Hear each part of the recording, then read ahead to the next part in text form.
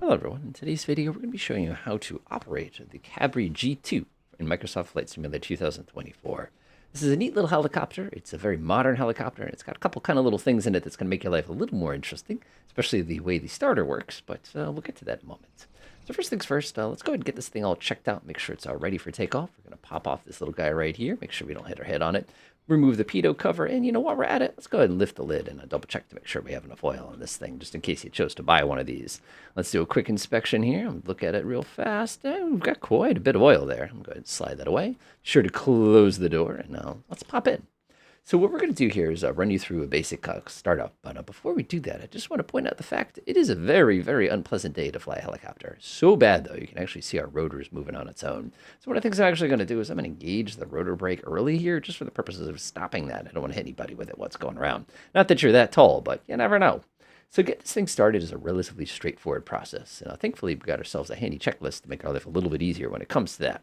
So what I'm going to do is, if you're wondering where the checklist is, by the way, if you're kind of looking at a view like this, you can just go like that, hit checklist, and then go right up to checklist. It's also a good time to go ahead and set how much fuel you're carrying and things like that. So we're going to be using the standard checklist here. We've done all the stuff on the outside, so I'm just going to blast through that real quick and bring to the cockpit. Now, this helicopter's got a lot of things that make it a really, really user-friendly helicopter, which I think is absolutely wonderful. For one, of course, we have a really basic stick with a trim on it. Let's talk about controls. So I'm going to press escape. Actually, I don't need that escape. I can bring my mouse up here and hit my little Xbox controller. One of the things you're going to want to do with this aircraft is you're going to want to bind a couple different keys in order to make sure you don't go crazy. The first one you're going to be looking for is going to be magneto start. As you can see here, this one, this is magneto 1 start. If you don't bind a key to this, you're going to have a really fun time pressing the start button. Trust me on that. Next thing we're going to do is we're going to make sure we have a bind for trim. If I type in trim real quick here and press enter, you will notice on our helicopter we have something called lateral trim, which is left and right, and we have basically a longitudinal trim, which is forward and backwards. You're going to want to bind those correctly so that you don't make yourself insane as far as being able to control the helicopter once you get in mid-flight. All right, let's jump back inside. So we're going to check to make sure our flight controls are free and clear. Looks good. Give the pedals a kick. Looks good. We're going to make sure the collective's got full travel. Very nice. There's a little tension down here in the back, and we're not going to worry about that too much. Make sure this is all the way down, by the way. Let's go ahead and hit the collective. Looks good. Before starting engine, we're going to pop our fuel shutoff valve open. That's actually one of the few things behind you. Now, that's this guy right here. So I'm going to go ahead and hit that one real quick. Looks good to me. All switches should be off. 1, 2, all the switches. I look up above my head. All the switches are off up there. And of course, we have the hard to find switch, which is our governor switch, which is chilling right there. Just going to make sure those are all off. Good. Carburetor heat is auto. I think it's wonderful this helicopter has an automatic carburetor heat. It makes your life so much simpler. All right, that's good. Master switch comes on. You're going to hit that. You're going to get a beep. And of course, we're going to confirm that we have enough fuel on board. Now, this helicopter has one interesting step here that we're not going to get, that we get in the actual POH, and that's there's a backup switch here. You're going to want to put that into that position just to make sure. And of course, it's going to ask you, do you want to configure? Do you want to exit? It's just going to beep and get grumpy at you. In a few moments, you're going to be getting this little screen here, which kind of gives us all of our critical details. So one of the things you'll notice here is our carburetor is very cold. You can see here our cylinder head temperature is very cold. It's just cold outside. That's really all there is to it. We've got ourselves our RPM. The way they break it is they have power on the left, which is kind of a torque measurement, and they have tail and engine RPM kind of all built into one little instrument right here. We are a piston-powered aircraft, which makes things a little interesting for us, but it's nothing bad. And of course, we have this little guy up here, which we'll talk about in a second when it appears. So that's all set. We're going to confirm we have fuel, which we do. The governor should be off. We've already confirmed that. I can hold my mouse right here so it turns to a finger. Governor's off. We're going to start without it. Mixture is going to come full rich. I'm going to reach above my head here, and you're just going to grab this handle and jam it forward. What I like to do is hold my mouse over and just make sure it's absolutely all the way up, in which it is. Awesome. So that's all set. Now what we're going to do is we're going to set our altimeter. I'm just going to press the comma key on my keyboard, and you can see that hits. Don't mind this thing. This is a little count up, count down, just reminding us that the certain power settings are very low. Don't worry about it yet. All right, starting engine, nice and easy. So what we're going to do is we're going to start the strobe first. Click. It's going to ask us to start our fuel pump, which is going to be next. And we're going to confirm that we have pressure. Looking up here, yes, we do. It looks delightful. We're going to set our throttle to 15%. It's very cold today. So 1, 2, 3 clicks of that. And you can see 15%. Looks good. Rotor blade is going to come off. We're actually supposed to test it right now, and you can see that the brake light is on, warning us that it is engaged. I'm going to go slam that forward and make sure it's at 0%, which it is. That's good. That's off. Mixture fuel rich. We did that already. Magneto. All right, we have 2 different ignition systems on this helicopter. We have this traditional magneto, and we have a plasma injector, which is pretty cool. So when you turn on the plasma injector, this will happen. Yeah, that's right. You get an angry beep to tell you that the plasma is on, but the engine's not started. So those two are on. Looks good to me. Now we're going to hit our starter button. The starter button on this thing is unfortunately, right here. And you'll notice no mouse button can press it. Remember how you were careful and you bound a key to it a minute ago? Hey, you remembered. Hit that button now. And now we're good. Engines are started. So now what we're going to do is we're just going to gently adjust our throttle here. You can see our RPM right now is 572. It's not much. And we're just going to crank this thing very gently to get up to about 1,000. And again, we don't have the clutch engaged or anything nasty like that. Usually it works out to be about 30%, but like I said, it is a pretty cold day today, so I wouldn't be surprised if it's a little more. If I look down here, you can see the fact that our engine's spinning up nice and smoothly. Our rotor's not doing anything. And of course, if I look above my head, you can see the rotor is just sort of hanging out there because we never engaged the clutch. What we're going to do now is we're going to go ahead and fire on the alternator here. We can disengage that. It's going to give us a couple more instructions on this side. It's going to remind us to do 1,000 RPMs, pretty much everything we just did. Now, one of the things you would normally do is you leave this engine here for a few moments to kind of build up a little bit of temperature. You can see we're only 62 degrees. This is a pretty cold engine right now. So what I'm going to do now is go ahead and engage the clutch. To do that, we hit the switch and go ahead and close that. Now go ahead and... I didn't want you to miss that irritating noise. I love it. So one of the things you have to do in the real world is you have to basically grab onto this throttle and play with it as the clutch engages so that you stop the engine from stalling. But you can see here that it actually caught quite nicely and worked really, really well. Nice. Clutch light, you want to wait until it's out, which it is. Now we're going to make our engine RPM. We're going to adjust for 2,000 revolutions per minute, comrades. All right, so let's go ahead and grab that there. I think it works out to be about 60 or 70. And you can see the RPMs coming up very, very slowly, very, very smoothly. And again, if at any point you got some angry clutch warnings here, you can do that. Some people like to do one of these and just crank it. It's kind of dangerous. You got to be careful with that. You don't want to accidentally kind of a thing like that. But again, you could do one of those. And we're looking, like I said, for about 2,000 RPM. We're just going to see we're chilling at about 1,000 now. Give it just a little bit more. There we go. That's what I like to hear. And keep in mind, if your collective is up at this point, you will get lift. So just kind of be careful with that. There we go. That's going to be, like I said, about 70% is typically what it works out to be. There we go. Close enough. So you can see here we're at 70%. This little guy with the 4, by the way, is our countdown, which tells us that we're over power. Right now we have 4 minutes of extreme power. So this thing will slowly fill up as we're kind of kicking it off. All right, adjust engine RPM, all set. We're going to do after starting engine. So we're going to go ahead and check to make sure our plasma works properly. Again, that plasma injector. So right now we're sitting at, what is that? That's pretty good. Reduce that just a little bit. Looks good to me. We're going to go ahead and shut off plasma. And what will happen is you'll get a little bit of RPM drop. Looks good. Turn that back on. Shut off magneto. You should get a little bit of an RPM drop. Good. We did. Turn it back on. Everything should boot itself back up to its existing RPM there. So that is a good way to check to make sure those systems are working. Check, check. All right, NR, we should be below 450 RPM because we're technically still warming up here. We're at 100 degrees for oil temperature, so everything's in the green, so we are safe to boot up the rest of our speed here. So what we're going to do now is we're going to gently roll the throttle, and we're going to try to get this to about 450 RPM. The way I like to do it is you can kind of crank on it, and then right when it starts to get away on you, you can just kind of give it a little push. There's 450, that's kind of like the minimum. And again, I'm just going to ride it up just a little bit. And we're going to get to about 530, basically the middle of the green arc there. There we go. Go ahead and pull that back. Again, it's really easy if you're using the mouse wheel. There we go. That's delightful. So now what we're going to do is turn on the governor. Click, and that's it. So now the engine is automatically going to be controlled based on our engine power. The other thing you'll probably notice is up here on the left, this little thing says 5 with a number in it. This is a countdown if we're at full power, and you can see we're not anywhere near it. The real one, of course, has a little yellow arc here, which basically lets you know that you have 5 minutes of this power. This would start unwinding as we start using power. So that's all set. Now we can shut that off. Carburetor heat was already auto, so we're good to go. Yep, looks good to me. We're going to go carburetor heat. Throttle is idle, which we did. Governor is on. We've got the NR. We're in the green arc, which we are. We could beep our throttle here, but I'm not going to do that today, and that's good. We are ready to fly. Put that away. Good for that. Okay, let's get this thing in the air now that we've done it. So I'm going to come down here. I've got my lovely little transponder. I'm going to set this to the out position. I don't know why they leave that out there. Go to our little GPS. So we're going to keep it real simple today. We're going to go over to westerly. Okay, whist. Press enter. It's going to say, you're sure about that? I'm going to press activate. This is a very, very, very, very, very base model unit here. There's really a lot of missing stuff. I feel like this is kind of almost like they took the display and just like put some fake stuff on here. I think it's supposed to be like a GTN 650 or something like that, but it works. It'll get us there without too much problems. All right, we are now ready to go. Everything is set. Our controls are all set. Now we have a problem. It is tremendously windy. It is basically death wind right now. So one of the things that makes this helicopter kind of fun, if you fly a lot of American helicopters, is as I apply collective, which is what I'm doing right now, you'll notice it starts twisting to the left. A little weird, huh? So what I'm going to do is I'm going to do a little J with my joystick here. And again, my joystick's neutral. You can see my feet. So I'm going to give myself a little bit of right foot. You can see I'm doing that. And I'm going to pull the stick back and I'm going to push it to the right, just like that. So then what I'm going to do is I'm just going to slowly increase it. See how the aircraft is getting a little light on its skids? That's perfectly fine. And what I'm trying to do is align myself with the wind very gently here. Again, that's going to be a very powerful blast of wind when we go to take off. So as you can see, I'm at about 42% power. And we're pretty light on the skids. We're fairly heavy here because we have so much fuel on board. And of course, we have a passenger. I swear she rides with me every flight. I don't know what the deal with that is, but I don't mind. I think it's kind of fun.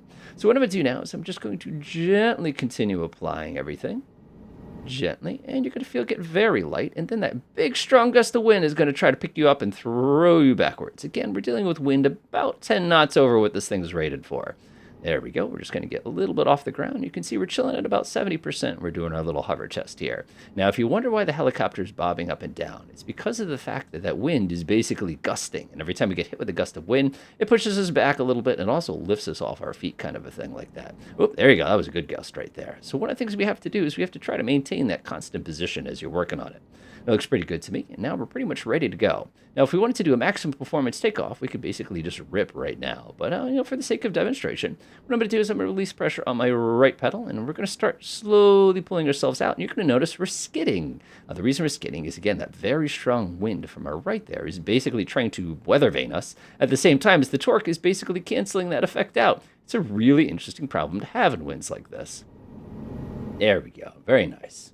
So now that the wind is to our tail, the helicopter is going to have a really bad tendency to flip itself around. So you've got to be very quick with your feet here. There we go. We're going to go ahead and hit this guy in the head with our skid. How you doing, buddy? How you doing? Surprise! All right, we're just going to make our way over to this lovely runway. I can already see we've got some ice on the windscreen there. This is probably not the best day to fly a helicopter with live weather, but too bad. One of the things you'll notice is at no point am I exceeding my maximum power allocation.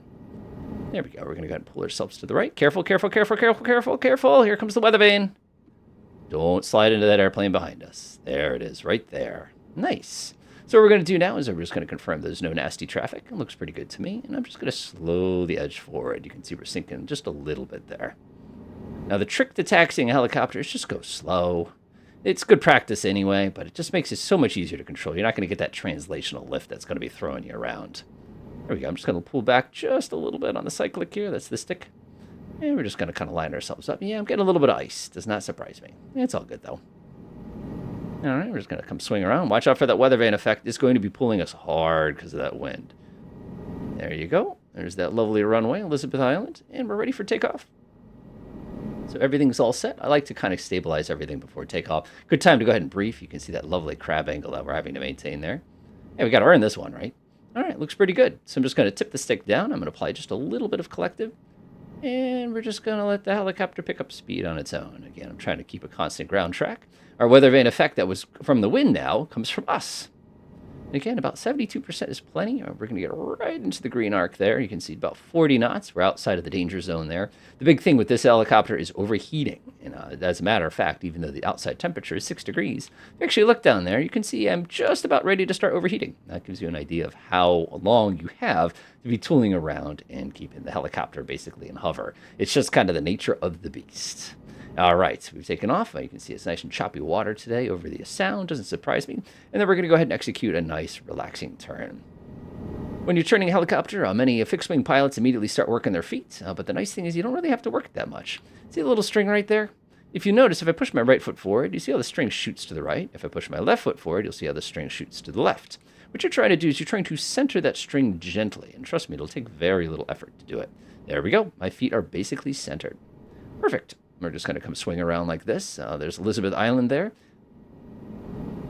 And we're ready to start proceeding. Nice. Going to go ahead and push the nose over just a little bit. You can see we're cruising relatively slow. Again, nothing too bad. This is not a high-performance helicopter, especially if you're very, very heavy like we are today. So taking a look down there, you can see we're more or less on course. I've flown this one a few times with fixed wings, so it's not too bad. If we want to go a little bit faster, of course, all we have to do is we have to push our collective up just a little bit. Keep in mind, you've got that power limitation in the bottom. So if we want to kick it all the way up to about 80% there, you can see that's about 80%. We're going pretty hard with this helicopter right now. It's getting us a nice, comfortable speed of about 55 knots. One of the things people always complain about this helicopter is I don't know how fast I'm going up. there's your up gauge. It's sitting down there on the floor, making it really, really hard. Now, this is an important time when I'll be talking about trim. This helicopter does have trim, and if you were following along at the beginning of the video, you saw how we set up the longitudinal and lateral trim. So I'm going to gently tap a couple longitudinal trims, rather. It will not take much. It will not take much. Whoop! I told you it won't take much. And just like that, the helicopter is completely trimmed out. Now, one of the things I can't stand about trim, especially with helicopters, is it's very, very difficult to know which center it is. So when you go to land this thing, anything that was a push now is basically centered. There we go. That's a nice level of trim. I've almost got my hands off the controls. Yes, with a helicopter, you can actually fly without touching. Who knew? And I think I've got it just about trimmed. Nice. My hands are not on the controls. And you can actually see that we're cruising pretty well here. Not bad. Not bad at all. So helicopters typically cruise relatively low altitudes. Again, we don't get a lot of performance once we start getting up higher. It's not like you can get up to 7,500 feet like with a Cessna and you get extra speed and fuel economy. It just doesn't happen in a helicopter. So unfortunately for us, we're typically going to be operating between 0 and 2,000 or 3,000 feet. Now, one of the cool things is if you look above your head, they actually provide you with this little thing here to remind you what your speeds are that you cannot exceed. And you can see here, as you go higher, the VNE goes down. That's not unusual. The other thing I find very interesting is if you have a power off, you lose about 20 knots of your actual capability there. So just kind of keep that in mind. But as you can see, at my feet, I'm not even touching the cyclic. I've still got pressure on the right foot. You can see it's forward a little bit. And we're basically hanging out here, enjoying our little flight. So what I'm going to do is I'm going to skip to the end of our trip here. There we are, westerly, looking pretty good. Now, if you remember from earlier, the wind was relatively strong, so we need to start thinking about our descent, as well as keeping in mind that the wind is behind us and to the right. So what I'm going to do is I'm going to go ahead and reduce collective. We do not push this stick forward on a helicopter. Do not push the stick forward on a helicopter. And you can see we're getting about 500 feet per minute down. That's pretty comfortable. Helicopters have a really, really nasty tendency to basically descend into their own turbulence. You can see our ground speed is very high right now. We're doing 80 knots, but I can tell you right now we're doing probably over 100 just because of the incredibly strong wind behind us. And that turbulence is real. And again, it's just let it do its thing. And we're just going to enjoy a nice 500 feet per minute descent. As you can see, we're maintaining pretty smoothly there. And we're just going to swing around. Helicopters typically do a right traffic pattern. Again, for the purposes of demonstrating this helicopter, we're just going to be doing it as a left and sinking down. Our typical traffic pattern altitude on a helicopter is about 500 feet as opposed to 1,000. The key thing is it's not that we need more altitude. It's that we have to stay out of the way of all the people who will run into us. And we want to try to avoid that if possible. So one of the things you got to remember with helicopters is that when you're coming into land, you've been maintaining pretty much the same power this entire journey, whatever your 70% is. When you're coming in, you're going to be using a lot of extra power. And the reason you're going to be doing that is you're going to probably be slowing down. A lot of the key to making these landings really, really simple is all in maintaining the best speed, which for us is anything above 40 knots. Honestly, I think 45, 50 is almost optimum. See how fast our ground speed is? I'm not accelerating time. That's just how windy it is. All right, let's go ahead and begin our exercise here. So what I'm going to do is I'm going to gently pull back on the cyclic, and I'm going to execute a nice, relaxing turn here. This is going to cause your RPM to slowly come up, but more importantly, it's going to cause our speed to slow down to almost nothing. If you see yourself slowing down too fast, all you have to do is round out the corner just like that. And you can see now we're doing exactly 45 knots, just like that. Isn't that awesome? So what we're going to do now is try to maintain that speed. Unfortunately, I can't see my speed at the same time as I can. I got to do one of these things, and that's going to make everybody pretty nauseous. So you're just going to have to get comfortable with it. There we go. Go ahead and pull the nose up a little bit if you need to slow down. And remember, you're just going to be reducing the collective if you want to go ahead and start descending. It's kind of a combination of factors. Now that wind is so strong, it has reduced this almost to zero. That is incredible. And again, staying around that 40, 45 knots is best for cooling. And it's also going, like I said, gives us a nice stable approach. A little bit of nose down here. The wind is shifting. You can feel it.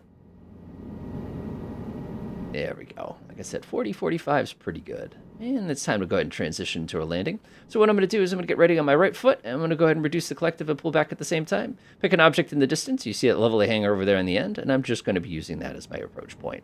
Nice. Okie doke. Delightful. So you'll notice we start sinking immediately when we get down to low speed. If we hover up here like this, one of the problems we're going to run into is we're going to start getting really, really hot, and we're also going to run the risk of sinking into our own turbulence. So again, I like to kind of do a constant speed approach here. We'll go ahead and use that kind of open spot there.